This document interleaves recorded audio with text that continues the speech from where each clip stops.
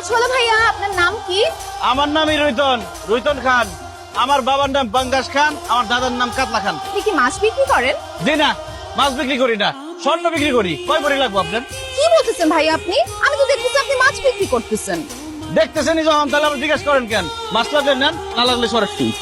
আসসালামু তুই আপনি এই জান্নার ঘরের তাইলা, তুই কি ভাবছস এই স্যুট কোট পরলেই তুই ভদ্র মানুষ হয়ে যাবি?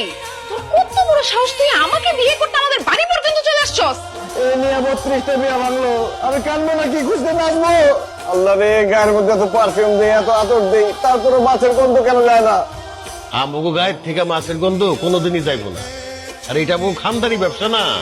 সুইটিগুলো কি বলতেছে? তুমি সত্যি জেলে তুমি মাছ বিক্রি করো? মিথ্যা কথা বলতেছে। আমি জেলে হইতে যাবো কোন দুঃখে?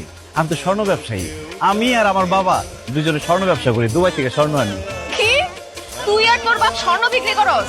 দোস্ত, তুই আমার কথা বিশ্বাস করতেছিস না তো? গা থেকে স্মেল নিয়ে দেখ, দেখবি মাছের বিচ্ছিরি গন্ধ আসতেছে। দেখ দেখ।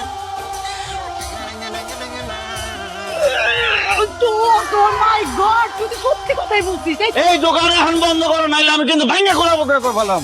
কেন? আমার মাছের দোকান ভাঙবি কেন? আমার বিয়ার বয়স হয়ে গেছে, এখন আমার বিয়া করতে হইব। এই মাছের ব্যবসা যতদিন থাকবো, এতদিন আমি বিয়াও করতে পারবো না, সংসারও করতে পারবো না। এই কই হইব না, আমি তো তোর বিয়ে ঠিক করে ফেলাইছি।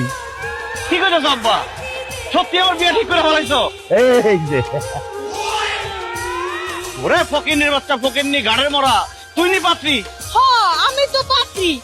পাঙ্গাস টাকা তো তোর লাগি আমার বিয়া ঠিক করতে। তুই তোর আব্বা, তুমি এটা কি কাজ করছো? এই মাছ কাটেন না ফকিন্নির সাথে আমার বিয়া ঠিক করছো?